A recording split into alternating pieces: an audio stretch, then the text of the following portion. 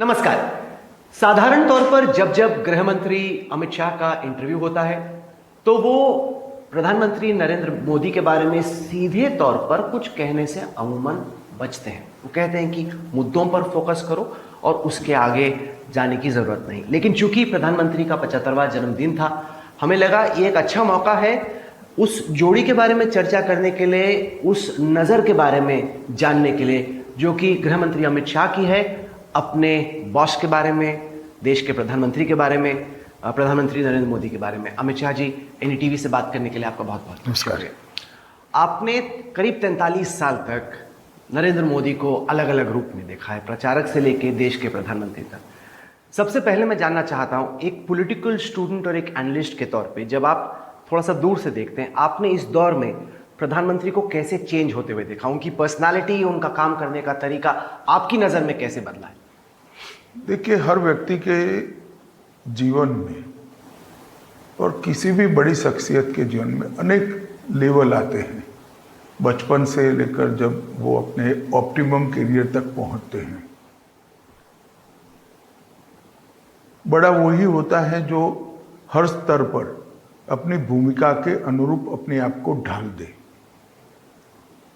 मैंने मोदी जी को जिला स्तर पर भी काम करते हुए देखा है, प्रदेश स्तर पर संघ का काम करते हुए भी देखा है, प्रदेश स्तर पर भारतीय जनता पार्टी के संगठन में काम करते हुए भी देखा है, राष्ट्रीय स्तर पर भारतीय जनता पार्टी का काम करते हुए भी देखा है, एक राज्य के मुख्यमंत्री के रूप में भी देखा है और फिर प्रधानमंत्री के रूप में भी देखा है।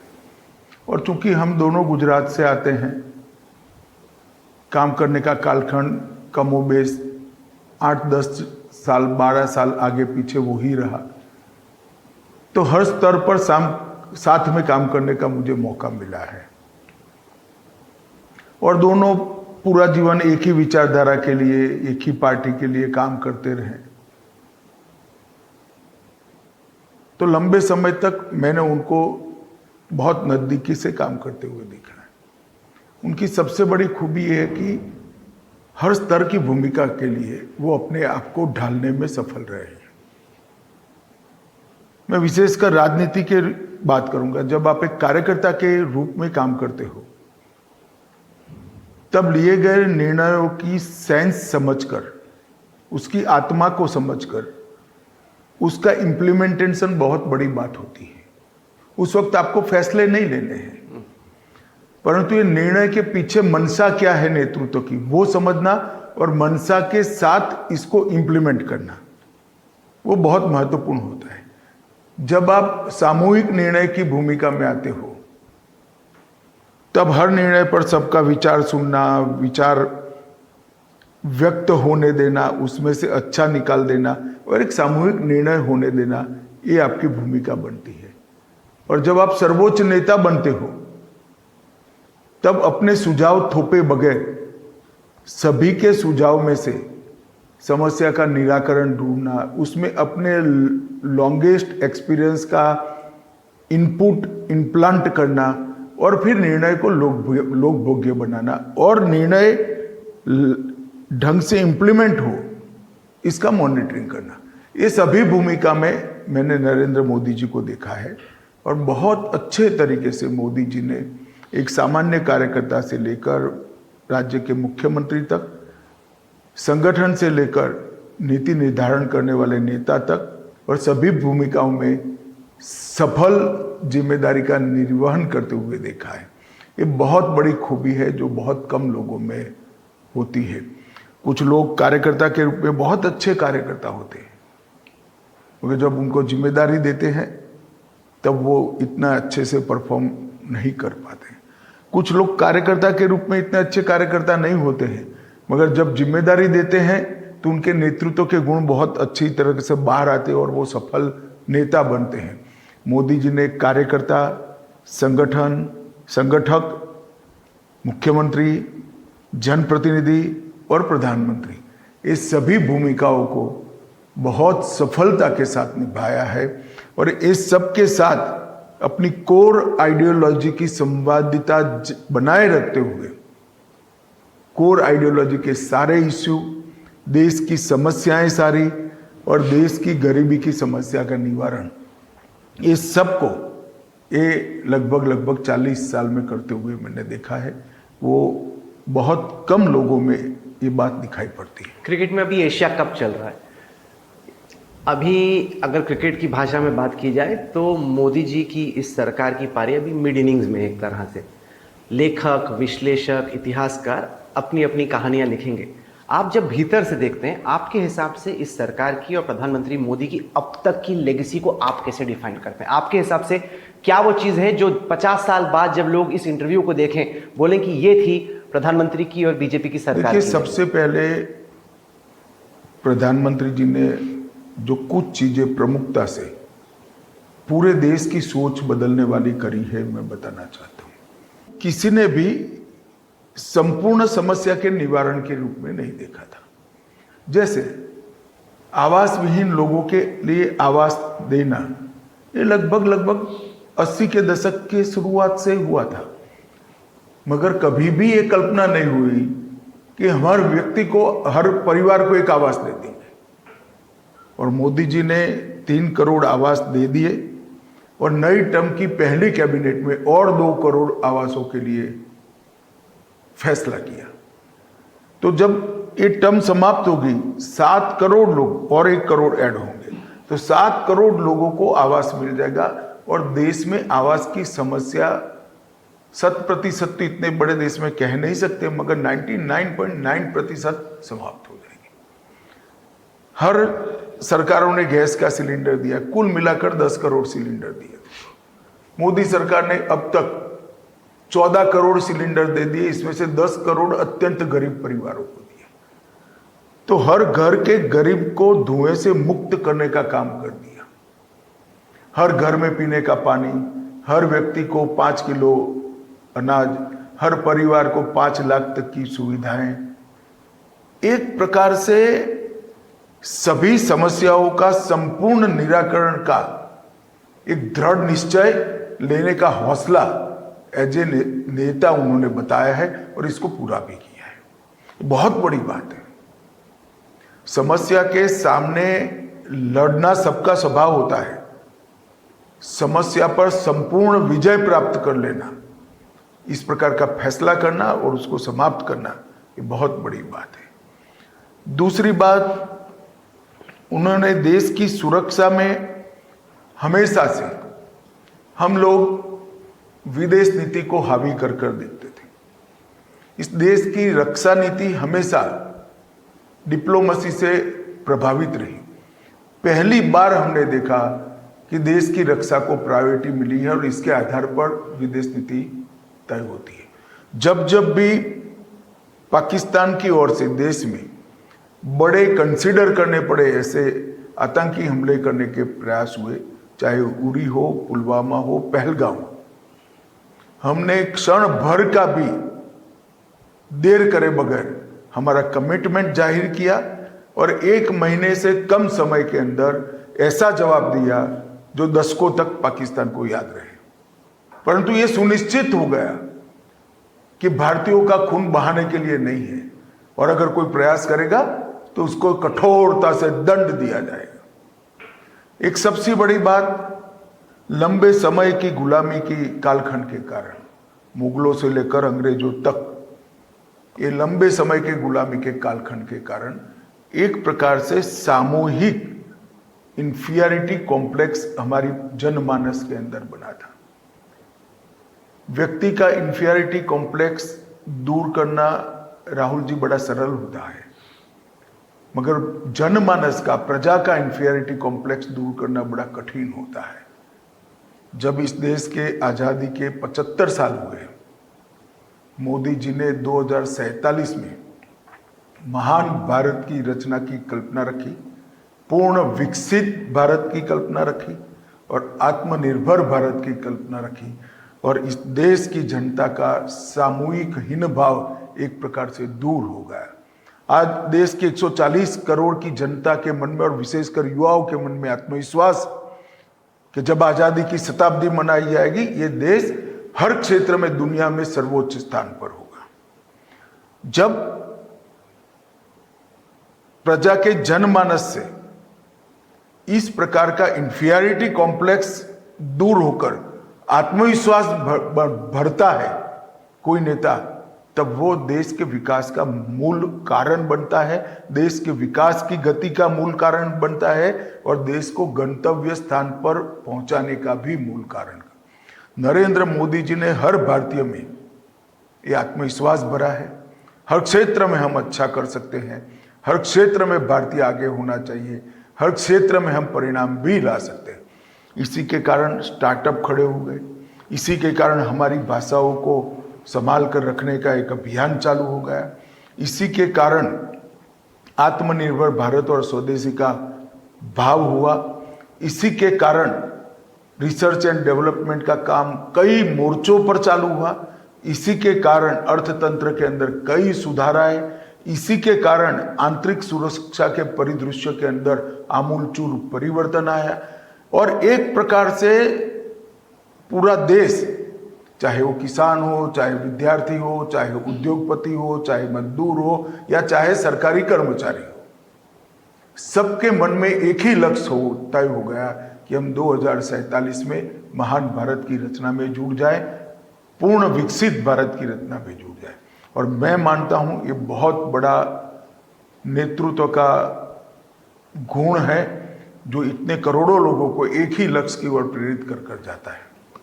इतने लंबे वक्त तक भारत पर राज करने वाले, शासन करने वाले या पावर में रहने वाले दो ही पीएम थे, एक पंडित नेहरू और अब प्राइम मिनिस्टर मोदी। बाकियों का रिकॉर्ड पीछे जाता जा रहा है। जब इन दोनों प्रधानमंत्रियों की ये लेगेसी और उनके कार्यकाल को आप देखते हैं, इतिहास आपके हिसाब से कैसे इसको याद करेगा? जो मोदी का भारत है उसको एक हिस्टोरिकल परिप्रेक्ष्य में आप कैसे देखते हैं? भारत और नेहरू और मोदी दोनों भारत के हैं, भारत किसी का नहीं है, भारत अपने आप में अपनी जगह पे खड़ा है। ऐसी भाषा के प्रयोग नहीं करने चाहिए, मगर परिणाम किसके कालखंड में आए इसकी तुलना जब इतिहासकार करेंगे तो मैं निश्चित रूप से मानता हूं अब तक के सभी प्रधानमंत्रियों के कालखंड में परिणाम नरेंद्र मोदी जी के कालखंड में सबसे ज्यादा है। 25 करोड़ लोग गरीबी से दूर हो जाना, गरीबी रेखा के ऊपर आ जाना एक दशक के अंदर।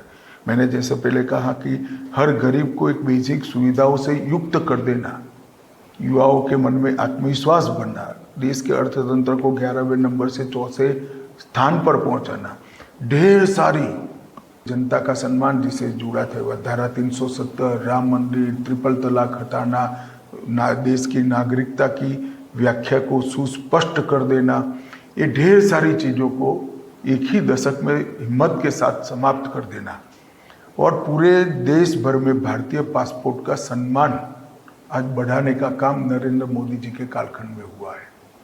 और भारत की विदेश नीति में मैं बहुत स्टडी के साथ एक निर्णय पर पहुंचा हूं कि भारत की विदेश नीति में रीढ़ की हड्डी की कमी दिखाई पड़ती थी।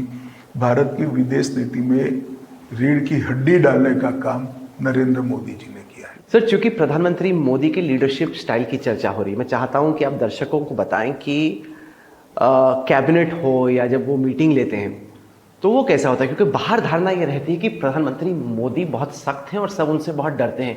क्या लोग बोल पाते हैं खुल के पीएम के सामने या डर डर के ही बोलते हैं कैबिनेट के अंदर? देखिए, ये छवि जो बनी है काफी लोगों को अच्छी नहीं लगती, मुझे कमोबेश अच्छी लगती है, परंतु नरेंद्र मोदी जी बहुत अच्छे लिसनर है। मैं कई बार बता चुका हूं, फिर से बताना चाहता हूं, मैंने उनसे धैर्यवान लिसनर, सुनने वाला देखा नहीं है।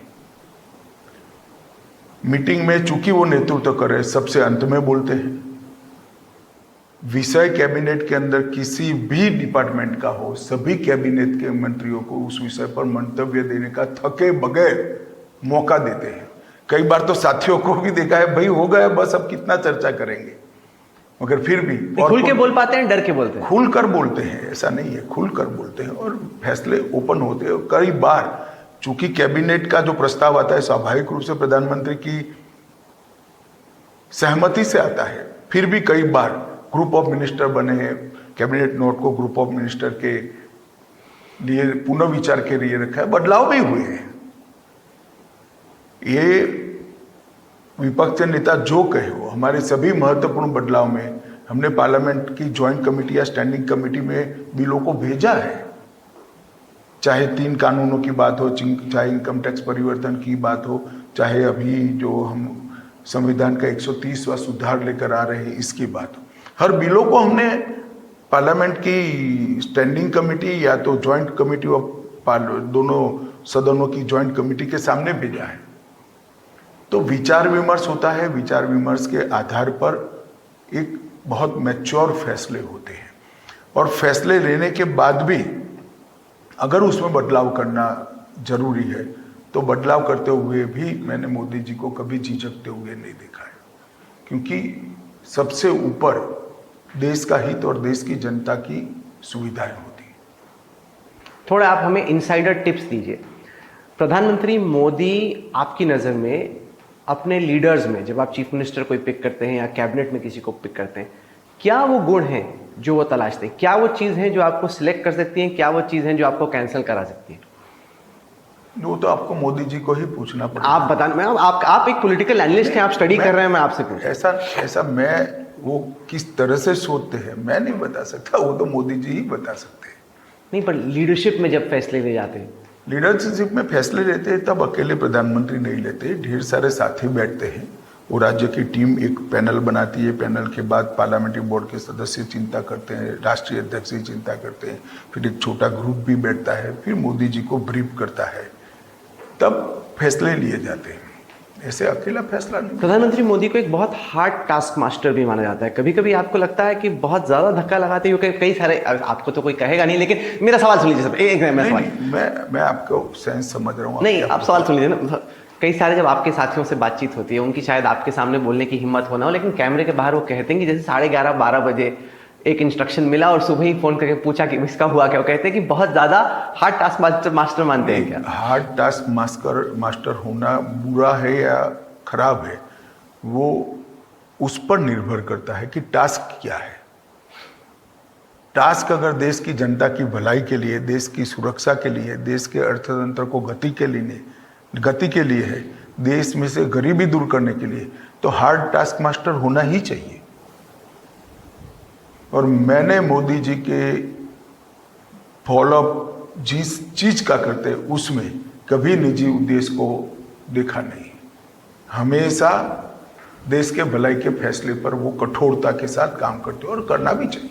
चूंकि क्रिकेट का टूर्नामेंट चल रहा है, तो क्रिकेट की भाषा में कहा जाए, अगर इस वक्त सर्वोच्च बल्लेबाज हैं प्रधानमंत्री मोदी, आपके हिसाब से उसकी वजह क्या है? एक वजह यह है कि वो बाकियों से बेहतर बल्लेबाज हैं पॉलिटिक्स में, गवर्नेंस में। दूसरा यह है कि विपक्ष के बल्लेबाज इतने कमजोर हैं कि वो मैच नहीं कर पाते। आप इसको कैसे देखें?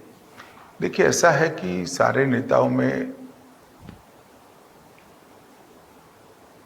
पूरा देश मानता है, दुनिया मानती है कि मोदी जी भारत के अब तक के सबसे लोकप्रिय प्रधानमंत्री है, और एक कुल मिलाकर सबसे ज्यादा समय ऑफिस, चाहे मुख्यमंत्री हो चाहे प्रधानमंत्री हो, ऑफिस में रहने वाले व्यक्ति भी मोदी जी ही माने जाते हैं। इसके पीछे का गुण है कि मोदी जी को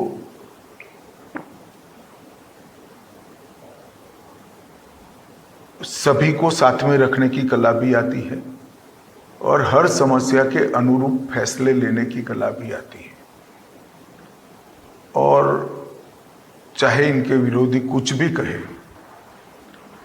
मैंने मोदी जी को हमेशा से जब भी काम किया, साथियों को मुक्त रूप से सुनने वाले लिसनर के रूप में पाया है। वो सुनते भी है और मार्गदर्शन भी करते हैं,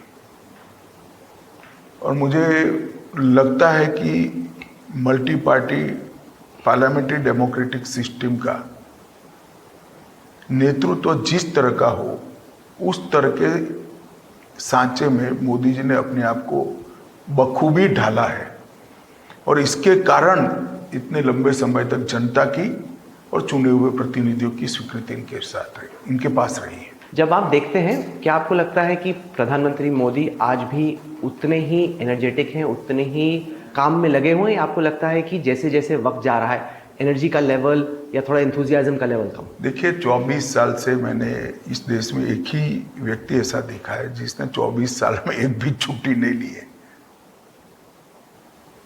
एक भी नहीं? एक भी छुट्टी नहीं। ऐसा नेतृत्व तो बहुत कम मिलता है भाई। और ऊर्जा कम होने का सवाल ही नहीं है, उल्टी ऊर्जा बढ़ती है। ज़्यादा कड़े लक्ष्य तय होते हैं, ज़्यादा कड़े फॉलोअप होते हैं, और बहुत अच्छे तरीके से योजनाएं बनती हैं। प्रधानमंत्री मोदी को आप दोस्त मानते हैं, बॉस मानते हैं? नहीं, मेरे नेता है। आप अपने इक्वेशन को कैसे डिस्क्राइब करेंगे उनके साथ? आप प्रधानमंत्री मोदी के साथ अपने इक्वेशन को कैसे डिस्क्राइब करेंगे? नहीं, एक कार्यकर्ता और नेता के साथ जो इक्वेशन होता है ऐसा ही, इसमें कुछ स्पेशल नहीं है। सिंपल। आप बेस्ट फ्रेंड और होंगे? हमारे कल्चर में बॉस और ऐसा सब नहीं होता है, सब साथी होते हैं। जनता में बहुत इंटरेस्ट होगा ये जानने में कि क्या अमित शाह जी में और मोदी जी में डिसएग्रीमेंट होती है, विवाद होते हैं, या जो वो बोलते हैं आप यस बोल देते हो, या फिर ऐसा अलाउ करते हैं पीएम मोदी कि डिसएग्रीमेंट भी हो, डिबेट भी हो, डिस्कशन भी हो? हमेशा चर्चा होती है, स्वस्थ चर्चा होती है, और नेता हमेशा फैसला करते हैं।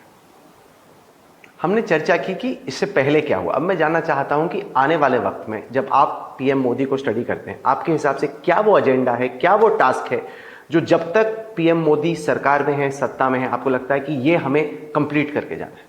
नहीं, देश के सामने हमने तो 47 तक का टास्क रख ही दिया है। आप लोग 47 तक रहोगे? नहीं नहीं, हम रहे ना रहे, देश तो रहेगा। देश के प्रधानमंत्री ने अपनी पार्टी के कालखंड का सोचना चाहिए क्या? नहीं, सही बात। देश के प्रधानमंत्री ने देश के भविष्य का सोचना चाहिए। ऐसी ओछी सोच हमारी पार्टी की नहीं है। हम ऑपोजिशन में रहेंगे तो भी हम देश के विकास में कंट्रीब्यूट करेंगे, ऐसे पार्लियामेंट का बहिष्कार नहीं करेंगे।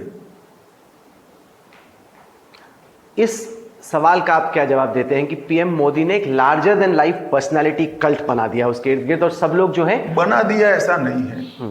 ये पर्सनालिटी बनते बनते बनी है।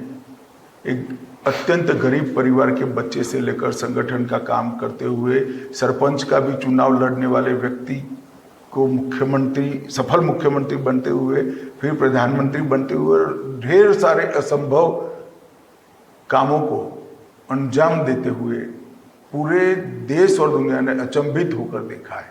ये पर्सनालिटी बनाने से नहीं बनती है। कठोर परिश्रम, त्याग, संयम और सातत्यपूर्ण परिश्रम इससे होता है। धारणा ऐसी है कि प्रधानमंत्री मोदी को हारना पसंद नहीं है, या फिर he is not a good loser, कि ये तो किसी को हारना, आपको हारना पसंद है? सवाल ही नहीं उठता। किसी को पसंद नहीं, तो मानवीय स्वभाव है। नहीं, पर हारे ना, इसके लिए किस हद तक जाने को तैयार है? इस पे उन पे आरोप लगेगा कि ऐसा साम दाम दंड भेद, एनीथिंग टू विन। आप किसको जीत मानते हो, इस पर ये चीज का निर्धारण होता है। राम और रावण की लड़ाई में दोनों जीतना चाहते थे, मगर राम का उद्देश्य सत्वशील था, तो विजय का महत्व है। हारने का स्वभाव किसी का नहीं होता है, रखना भी नहीं चाहिए, मगर जीत का उद्देश्य सीमित नहीं होना चाहिए। बहुत लोगों के लिए होना चाहिए, देश के लिए होना चाहिए, दुनिया के लिए होना चाहिए। आपने कहा कि पीएम मोदी कभी छुट्टी नहीं लेते, आपने कभी उनको सलाह दी कि थोड़ा सा रिलैक्स कर लीजिए, थोड़ा सा सेहत का ख्याल रखिए? मगर उनके फैसलों पर, इनकी सुनने की क्षमता पर और उसकी काम करने की गति पर मैंने असर नहीं देखा है, फिर क्यों कहना? वो आपके लिए भी मिसाल बन जाते हैं, और आप लोग जो करते हैं फिर बाकियों के लिए हो जाता है, सबके लिए आफत बन जाती है, कोई छुट्टी नहीं ले पाता। किसी पर कोई चीज थोप नहीं सकता है। हर मानवी की एक प्रकृति होती है, इसके हिसाब से वो करता जाता है। अगर ये कहा जाए कि प्रधानमंत्री मोदी कम से कम शुरू में जब आए पावर में, तो वो चाहते थे, जैसे गुजरात में था, कि जो भी उनका फैसला है वो इम्प्लीमेंट हो जाए। अब थोड़ा सा हम देख रहे हैं कि ज्यादा किसी स्टैंडिंग कमेटी को रेफर करना, ये थोड़ा सा चेंज आपने देखा है पिछले कुछ? ऐसा है, वो फैसला किस प्रकार का है। जैसे मैं आपको बताता हूं, अपराधिक न्याय प्रणाली के, क्रिमिनल जस्टिस सिस्टम के 3 कानून 150 साल के बाद जब बदल रहे, इनकम टैक्स, जब इतने साल के बाद परिवर्तन होता है, तो वो परिवर्तन 1-2 साल में नहीं होते हैं, एक लॉन्ग टर्म परिवर्तन है। और चाहे इनकम टैक्स हो या चाहे आपराधिक न्याय प्रणाली के कानून हो, ये सारे कानून देश के हर व्यक्ति को छूते हैं, तो उस पर निश्चित रूप से विचार करना चाहिए। और कुछ फैसले होते हैं जैसे ऑपरेशन सिंदूर, इसमें निर्णय पर ही विचार होता है, इम्प्लीमेंटेशन पर विचार नहीं, तो एक टीम जिसकी जिम्मेदारी है वो करती रहती है और उन्हीं को अधिकृत करना चाहिए। तो मोदी जी ने भी हमारी सेनाओं को अधिकृत कर दिया था। फैसले के वक्त सीसीएस की बैठक हुई, सीसीएस ने सेना को एकाधिकार दे दिया, फिर वहां डेमोक्रेटिक फैसले नहीं होते हैं। तो वो तो काम पर निर्भर करता है कि काम क्या है। पहले से ही मैं गुजरात में था तब भी बहुत सारे मंत्री समूह बने, हमारे यहाँ वेट इंट्रोड्यूस हुआ, मंत्री समूह बना था, हमारे यहाँ ऑक्टोबर हटाई गई, मंत्री समूह बना था, ढेर सारे फैसलों में मंत्री समूह बने थे। अच्छा, आखिर में नवरात्र का पहला दिन है, यही वो दिन है जब से जीएसटी टैक्स कट्स जो आपने किए हैं वो इम्प्लीमेंट हो रहे हैं। आपको लग रहा है कि इससे भारत की अर्थव्यवस्था में उछाल आएगा, एक कंजम्पशन स्प्री आएगा जिससे जीडीपी ग्रोथ रेट थोड़ी बढ़ेगी? देखिए, सबसे पहले मैं जीएसटी के लिए कुछ बात करना चाहता हूं। जीएसटी बना तब से कुछ नेता इसको डिस्क्रेडिट करने में लगे, बदनाम करने में लगे, गब्बर सिंह टैक्स, फला ढिका बोलते रहे। फिर देखा कि ये सफल हो रहा है तो ये तो कहा हमारा विचार था, प्रणब मुखर्जी ने विचार किया था, चिदम्बरम ने भी, हमारा विचार आपने चुरा लिया, जबकि वो 10 साल ही रहे थे। मोदी जी ने चौथे साल में डाल दिया था, वो इम्प्लीमेंट नहीं कर पाए थे, मोदी जी ने कर दिया था। मगर उस वक्त क्यों इम्प्लीमेंट नहीं हुआ, राज्यों ने क्यों विरोध किया था? क्योंकि स्वाभाविक रूप से 16 प्रकार के बिक्री कर को इकट्ठा कर कर एक सेल्स टैक्स बनाते हैं, अब जीएसटी बनाते हैं, एक बिक्री कर बनाते हैं जिसमें 16 टैक्स मर्ज हो जाएंगे, ऑक्ट्रोय भी हो जाएगी, एक्साइज भी हो जाएगी, सेल्स टैक्स भी हो जाएगा, सेंट्रल सेल्स टैक्स भी हो जाएगा, मनोरंजन कर भी, 16 प्रकार के टैक्स मर्ज करते हैं। तो राज्यों की इनकम पर असर पड़ने वाला था। जब कांग्रेस से विचार लेकर आई तब राज्यों ने कहा था कि भाई हमारे रिसीट पर जो असर पड़ेगा, विपरीत असर पड़ेगा शुरुआती सालों में, इसका भुगतान केंद्र ने करना चाहिए। इन्होंने कहा कर देंगे, तो राज्यों ने कहा इसकी संवैधानिक गारंटी दीजिए, तो गारंटी नहीं दी। अब कोई संवैधानिक गारंटी नहीं देगा तो कौन भरोसा करेगा?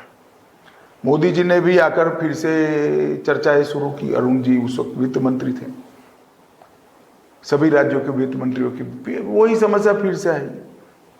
फिर जब इस सोच में आया, उस वक्त में पार्टी का अध्यक्ष था, तब मोदी जी ने कहा कि भाई हम ही कहते थे संवैधानिक गारंटी देना चाहिए, तो हम कैसे पीछे मुड़ सकते हो? तो इस वक्त वित्त मंत्रालय, ब्यूरोक्रेसी, वित्त मंत्री सभी का बहुत बड़ा जिम्मेदारी आता है कि 5 साल तक आप,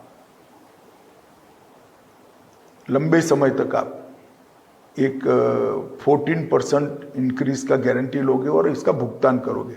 फिर भी उसको मान गए और हमने इस नवंबर महीने तक इसको पूरा भी किया। इसी के कारण जीएसटी सर्वस्वीकृत हुआ, सफल हुआ। अब जीएसटी सेटल हुआ है, 80,000 करोड़ से 2 लाख करोड़ तक का इसका कलेक्शन हुआ है। अब समय आ गया है कि जीएसटी को जनता में राहत देनी चाहिए। तो 2 लाख करोड़ से हम 2.5 लाख करोड़ भी जा सकते हैं, परंतु अब सिस्टम बन गया है, कलेक्शन बढ़ा है, तो जनता को राहत 395 से ज्यादा चीजों पर। इससे बिजली भी सस्ती होने वाली है, इससे सीमेंट भी सस्ता होगा, इससे रोजमर्रा की 250 खाने पीने की चीजें सस्ती होगी, हेल्थ सस्ती होगी, इंश्योरेंस सस्ता होगा, इससे सारे ऑटोमोबाइल, चाहे 2 पहिया वाहन हो, कार हो, ट्रक हो, सब सस्ता होगा। एग्रीकल्चर की ढेर सारी चीजें इससे सस्ती होने वाली हैं, ट्रैक्टर भी सस्ता होगा। एग्रीकल्चर में उपयोग होने वाली हर चीज पर टैक्स घटा है।